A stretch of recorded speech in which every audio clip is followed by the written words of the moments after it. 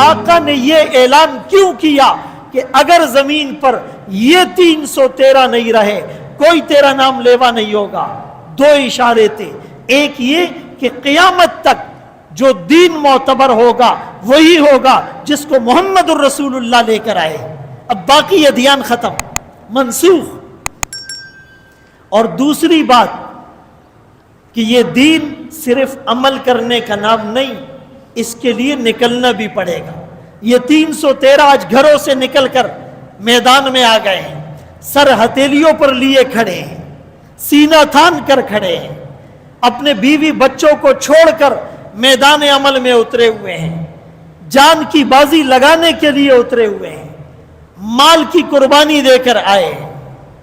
موت ان کو سامنے نظر آ رہی ہے اور موت کو خوشی سے گلے لگاتے ہیں اور فزت ورب الکعبہ کا نعرہ لگاتے ہیں۔ ایسا بھی کبھی آپ نے سنا کہ ایک آدمی جان دے رہا ہے،